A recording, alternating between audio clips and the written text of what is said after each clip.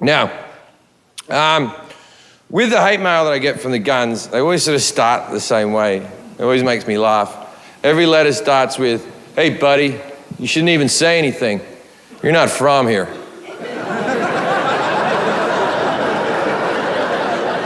That's the weakest argument ever. Okay, as Americans, from now on, don't use that argument, all right? Because you're Americans, and it's not like historically you've kept your opinions to yourself. It's not like I've ever been to a party in the UK and there's an American guy there and I've heard this sentence, "Geez, he's a quiet chap." You're the loudest people on earth, so... And then they always say this, and this fucking spins me out. "Well, I don't expect an Australian to understand freedom."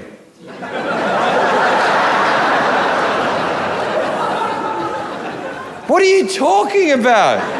You constantly say freedom all the time. Like oh, we're so free, we fight for freedom, freedom, freedom. Come to the Freedom Lounge at the airport. Like, fucking what?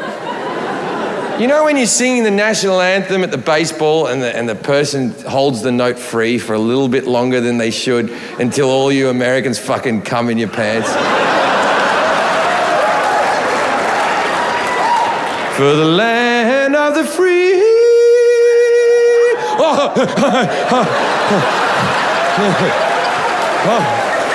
We're so free.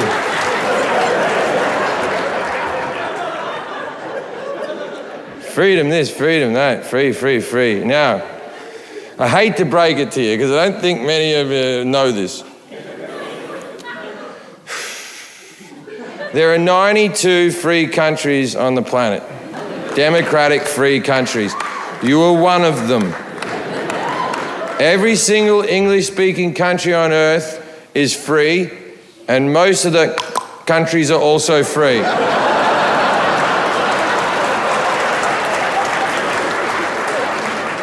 Now, you're very free. Don't get upset. And I love America, I truly do. I live here and I love it. I have nothing against it. And none of the things I'm about to mention affect me in any way, right? You may not be the freest place on earth.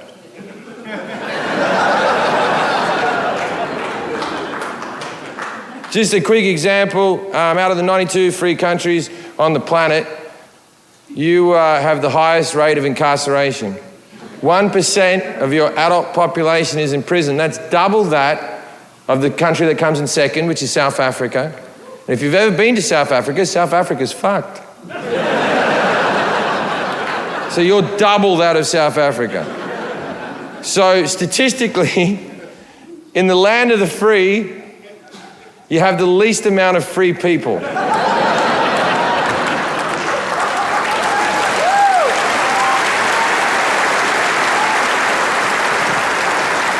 Now, this is a super simple one, super simple argument. In Holland, you can smoke weed whilst fucking a hooker in front of a cop. How dare Holland not be called the land of the free? Do you honestly think you're competing with Holland? In Canada, just last year, they legalized assisted suicide for the sick, which I believe is the biggest freedom of them all. It's your life. No government, no religious group should ever tell you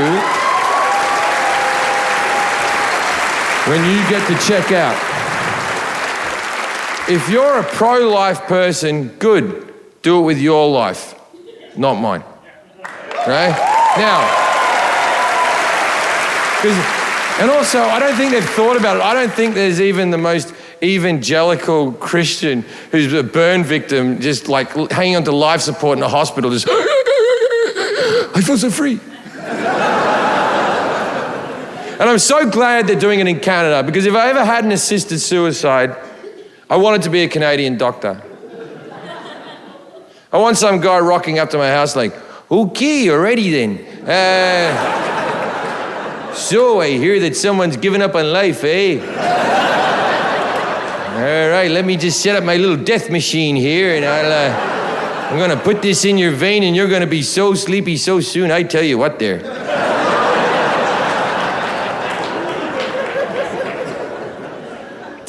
In Australia, maybe 20 years ago, they legalized prostitution. They thought it would be the downfall of our society, but it really wasn't. It was a great thing. Like in Sydney, where I grew up, the streets always had hookers walking around everywhere. There was needles, and it was a very seedy city in some parts, you know. And then what they did was they legalized prostitution. They moved all the hookers into brothels.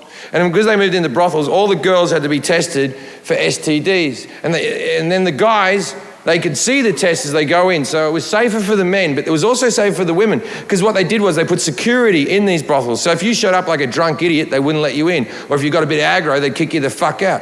So the girls were safer, the men were safer. Human trafficking was all but eliminated.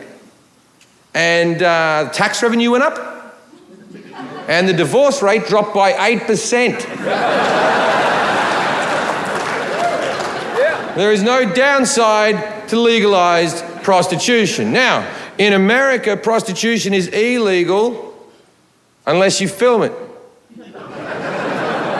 How is that possible? How the fuck is that possible?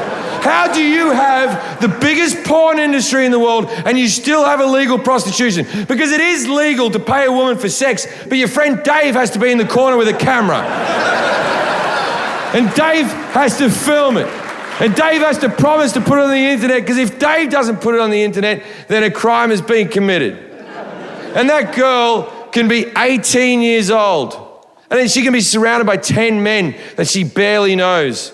And they can all jack off onto her face until she's glazed with cum. And no crime has been committed. But in America, and only in America, she's too young to have a beer. If anyone deserves a beer, in the land of the free, the home of the brave, it's the girl with 10 loads of cum on her face. In fact, if you have 10 loads of cum on your face, you should get free drinks wherever you go. You seem like a fun girl. Or a heavy sleeper.